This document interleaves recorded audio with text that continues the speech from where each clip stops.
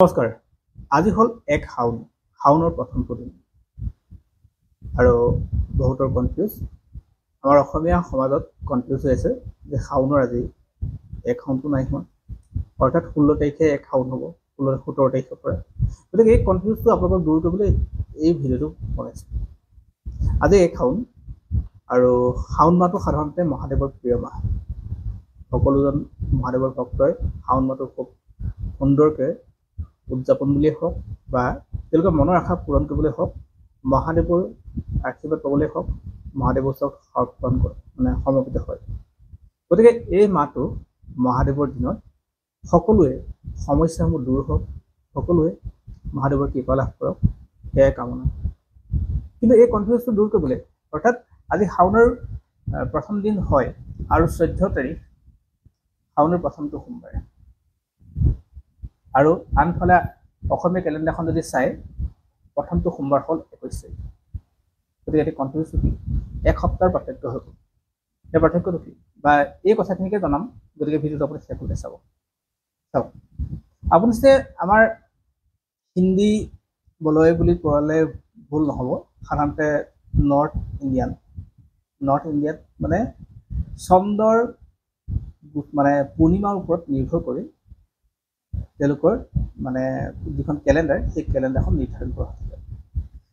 পূৰ্ণিমাৰ ওপৰত নিৰ্ধাৰণ কৰা মানে কালি পূৰ্ণিমা হৈ গ'ল, আজি প্ৰতিপদ, আৰু প্ৰতিপদত পৰা আৰম্ভ কৰি আনটো প্ৰতিপদলৈকে এইটো এটা মাহ ধৰা হয়, আৰু সেই হিচাপে এতিয়া শাওন মাহ, অৰ্থাৎ নৰ্থ ইণ্ডিয়াত এয়া শাওন মাহ তেনেকৈ ধৰে।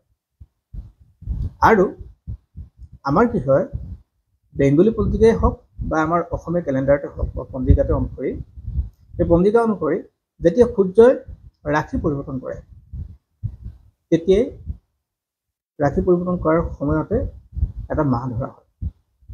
আৰু অহা ১৬ জুলাই আবেলি সূৰ্যই ৰাশি পৰিৱৰ্তন কৰিব।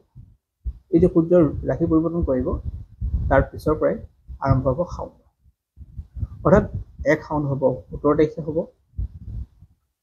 ১৭ পিছত ১৮, ১৯, ২০, ২১, অৰ্থাৎ সেই তাৰিখৰ পৰা আপোনাৰ প্ৰথমটো সোমবাৰ হ'ব ২১ তাৰিখ। গতিকে এনেদৰে হিন্দীৰ যিখন কুণ্ডলী পঞ্জিকা, চন্দ্ৰ পঞ্জিকা বুলি ধৰা হয়, আৰু আমাৰ ইয়াত সূৰ্যক প্ৰতিনিধিত্ব কৰি পঞ্জিকা ধৰা হয়।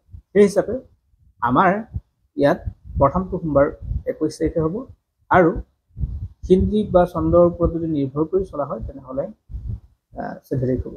এতিয়া আপোনালোকৰ নিজৰ বিচাৰ কথা, আপোনালোকে কোনটো পালন কৰে, গতিকে আপোনালোকে পালন কৰিব পাৰে। আৰু বাৰ পালন কৰাত বা মহাদেৱকটো কৃপা বিচৰাত কোনোতো আপত্তি নাই বা সময় নাই। গতিকে আপোনালোকৰ কনফিউজটো দূৰ এইকাৰণে কৰিলোঁ, বহুতে প্ৰশ্ন কৰিছে যে সোমবাৰ কেতিয়া, শাওনৰ প্ৰথমটো সোমবাৰ কেতিয়া। হিন্দী ভিডিঅ'ত পালে যে ১৪ তাৰিখ, আৰু অসমীয়া ভিডিঅ'ত পালে বা অসমীয়া পঞ্জিকা বা কেলেণ্ডাৰখন চাই গম পালে যে সোমবাৰ হ'ল ২১ তাৰিখ। গতিকে এই গোটেই কথাটো আপোনালোকৰ সন্মুখত জনালোঁ। গতিকে আপোনালোকে বিচাৰ কৰি চাব, নিজৰ মতে কৰি ল'ব, কোনো কথা নাথাকে, পালন কৰিলেই হয় মহাদেৱক। আৰু পাৰিলে বিভিন্ন জনৰ এই ভিডিঅ'টো শ্বেয়াৰ কৰি দিব, কাৰণ তেওঁলোকে পাৰ্থক্যটো অনুভৱ কৰিব পাৰিব বা বুজি পাব ভৱিষ্যতৰ ক্ষেত্ৰতো। আৰু এই বিষয়টো প্ৰত্যেক বছৰতে চলিয়ে থাকে। আৰু কথাটো হ'ল এইটোৱেই যে অলপ দিন আগা পিছা কৰে, এতিয়াতো সোমবাৰ এটা বেছি আগত হৈ গ'ল, সেইকাৰণে অলপ ডিফেন্স হোৱাৰ কাৰণে প্ৰশ্নটো বেছিকৈ আহিছে। আৰু দ্বিতীয় কথাটো হ'ল এনেকুৱা ধৰণৰ যে শিৱক আৰাধনা কৰাৰ ক্ষেত্ৰত সোমবাৰে যথেষ্ট। শাওন হ'লে ভাল, কিন্তু বাকী গোটেই বছৰটো যদি কৰিব পাৰি তেতিয়াহ'লে আৰু শিৱ ভক্তসকলে এই প্ৰশ্নটো সাধাৰণতে নকৰাই ভাল। তেওঁ যেতিয়াই মন যায় তেতিয়াই তেওঁৰ ওচৰত যাব পাৰি। ধন্যবাদ, আপোনালোক সকলোকে শুভকামনা জনাইছোঁ, আৰু শিৱৰ আশীৰ্বাদ সকলোকে দিয়ক। ধন্যবাদ।